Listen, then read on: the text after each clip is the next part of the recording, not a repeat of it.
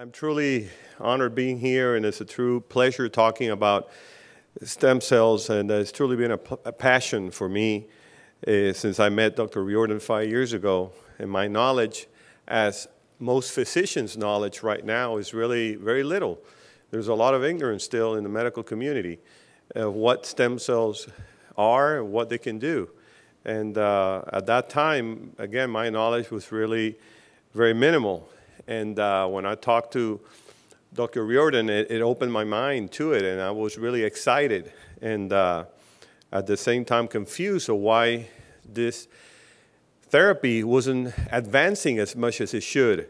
And but I said, well, let's do this in Panama. And we went through all the correct routes, and we had to get all the permits and present our project. And thankfully, we have a more open-minded government that saw the future in this, and it allowed us to open the center.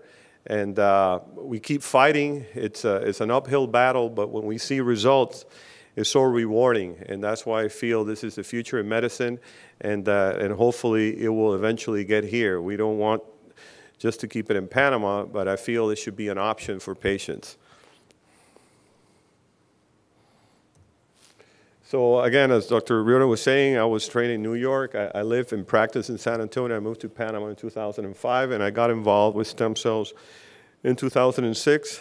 And currently, I'm finishing the first fellowship in adult stem cell therapy in the world. It's through the University of South Florida. It's been 6 modules, so it's been really interesting in meeting and talking to physicians worldwide that are working in this field. And again, the more you meet these other doctors, it's encouraging that there's more awareness. And so I truly see this happening in the near future by all the evidence that's mounting there.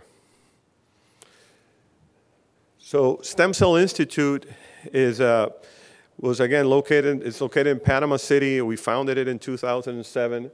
It's a private institute that's fully licensed, and that's a big thing. We had to present everything that we were doing to the equivalent of the FDA in Panama. They looked at all our data, and that's something that we really are strong into, is publishing our data. And that we follow our patients very closely, and everything that we do, it's through a protocol. And that, for us, is key, and that's what's allowed us to separate ourselves from other institutes that are out there. And we've treated probably more than 1,000 patients now with a wide range of diagnoses.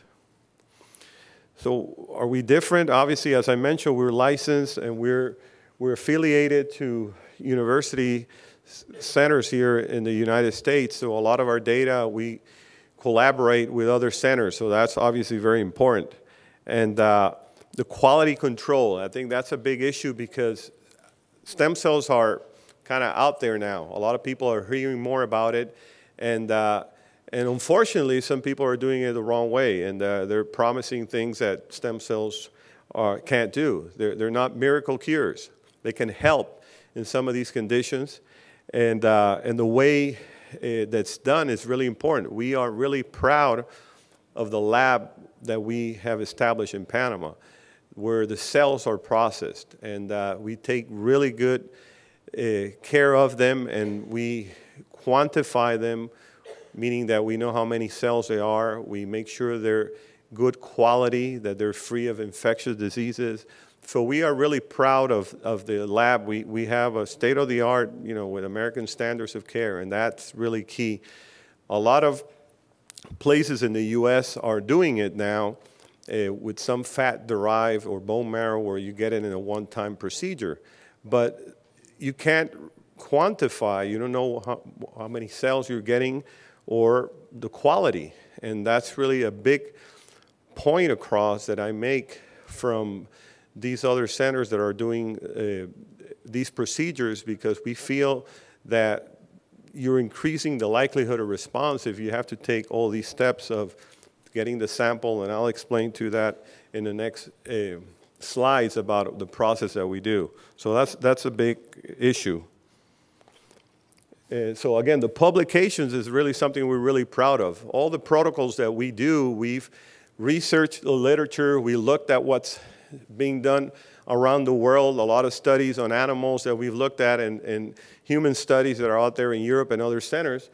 And we publish our own. We've had more than probably 30-some publications of all the experience that we've had with treating patients with adult stem cells. We're really proud of a recent study that just came out that was done by independent reviewers in the University of Indiana that looked at the safety of our fat-derived. That's the first study worldwide done that looked at just safety data, but that was really important that we feel really, and we can reassure the patients that it's a safe procedure. So we collaborate, as I mentioned, with universities, as you see, UC San Diego, Utah, Western Ontario, Indiana University.